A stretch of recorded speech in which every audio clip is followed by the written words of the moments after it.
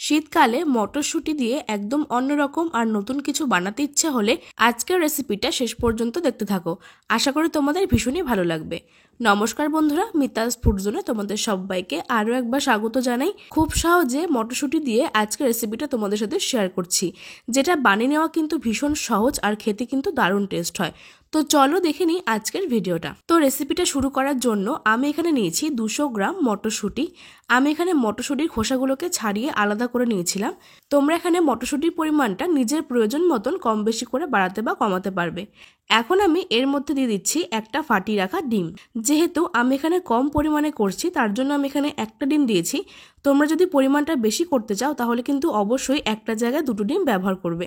তো আমি এখানে ডিমটা দিয়ে দিয়েছি আর তার সঙ্গে অ্যাড করছি 1/4 চা চামচ বা স্বাদ মতো নুন, দিচ্ছি সামান্য পরিমাণ হলুদের গুঁড়ো, সামান্য পরিমাণ একটু চিনি, তোমরা চাইলে চিনিটা স্কিপ করতে পারো, আর দিচ্ছি জিরে গুঁড়ো 1/4 চা চামচ, কাশ্মীরি লাল লঙ্কার গুঁড়ো সামান্য পরিমাণে একটা সুন্দর কালারের জন্য। এবার এই সমস্ত কিছু মটরশুঁটি আর ডিমের সাথে ভালো করে মিশিয়ে নিচ্ছি। সমস্ত কিছু একসাথে ভালো করে মিশিয়ে নিয়েছিলাম।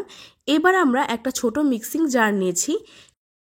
এবার এই মিক্সিং জারের মধ্যে মটরশুঁটি আর ডিমের মিশ্রণটাকে নিয়ে নিচ্ছি।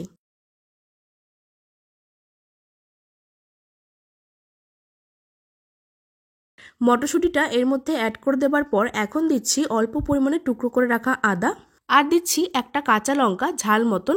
যেহেতু এটা খুব বেশি পরিমাণ ঝাল তার জন্য আমি এখানে একটা দিয়েছি। এখানে আদা আর কাঁচা লঙ্কাটা একসাথে একটা সুন্দর ফ্লেভার আনবে।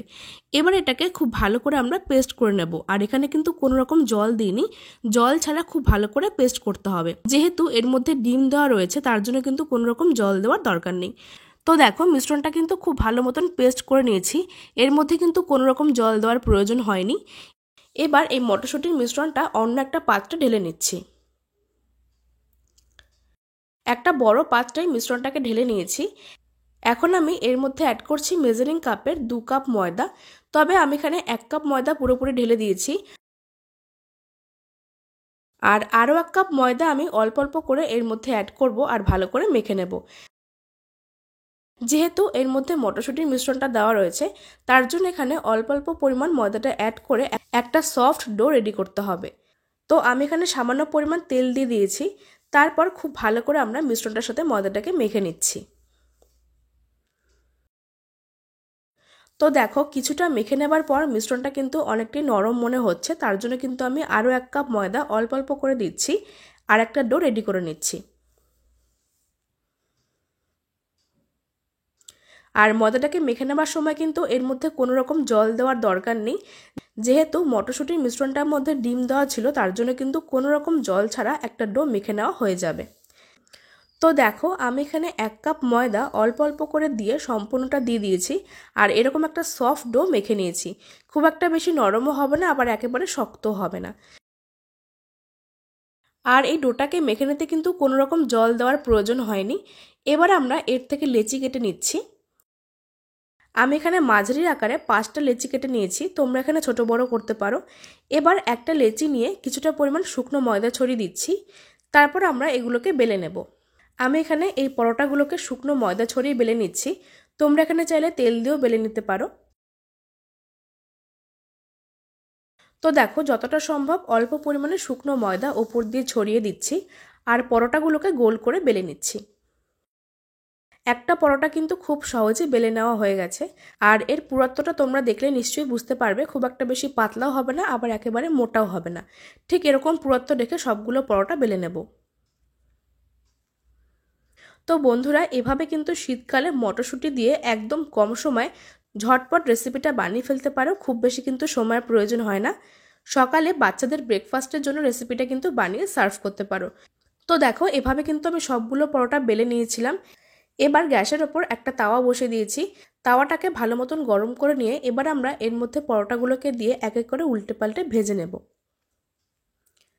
তো প্রথমে পরোটাগুলোকে এপিটোপিট ভালো করে সেঁকে নিচ্ছি। তারপর 1 থেকে 2 টেবিল চামচ সাদা তেল ছড়িয়ে পরোটাগুলোকে ভেজে নিচ্ছি। তো এই সময় কিন্তু গ্যাসের ফ্লেমটাকে মিডিয়ামে রেখেছি, তা না হলে কিন্তু এগুলো পুড়ে যেতে পারে।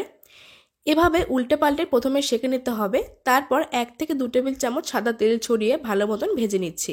এখন যেহেতু শীতকাল, আর শীতকালে কিন্তু বাজারে বেশ মটরশুঁটি পাওয়া যাচ্ছে, তোমরা কিন্তু অবশ্যই রেসিপিটা একবার হলেও বাড়িতে বানিয়ে দেখতে পারো। খেতে কিন্তু ভীষণ টেস্ট হয়, আর বানিয়ে নেওয়া কিন্তু খুব বেশি ঝামেলার প্রয়োজন হয় না।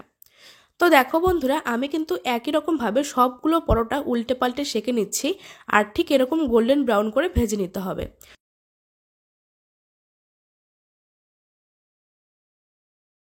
তো সবগুলো পরোটা আমরা একই রকমভাবে ভেজে নিয়ে একটা প্লেটে সার্ভ করে নিয়েছিলাম। আর পরোটাগুলো কিন্তু দেখতে কতটা সুন্দর লাগছে তোমরা দেখে নিশ্চয়ই বুঝতে পারছো। আর এগুলো কিন্তু ভীষণ নরম তুলতুলে হয়, ভীষণ সফট হয় খেতে। তোমরা কিন্তু একই রকমভাবে পরোটাগুলোকে ভেজে নিয়ে টমেটো সস অথবা চাটনি বা রায়তা, যে কোনো তরকারি এসব দিয়ে সার্ভ করতে পারো, খেতে কিন্তু ভীষণ টেস্ট হয়। তোমরা এখানে দেখলে নিশ্চয়ই বুঝতে পারবে যে পরোটাগুলো কতটা নরম তুলতুলে হয়েছে। তো বন্ধুরা, আজকের এই সহজ মটরশুঁটি আর ডিমের রেসিপিটা তোমাদের কাছে যদি ভালো লেগে থাকে তাহলে অবশ্যই একটা লাইক করে দিও, আর অনেক অনেক শেয়ার করে দিও। এরকম রেসিপির আপডেট সবার আগে পাওয়ার জন্য আমার চ্যানেলটাকে সাবস্ক্রাইব করে পাশে থাকা বেল আইকনটাকে প্রেস করে দিও।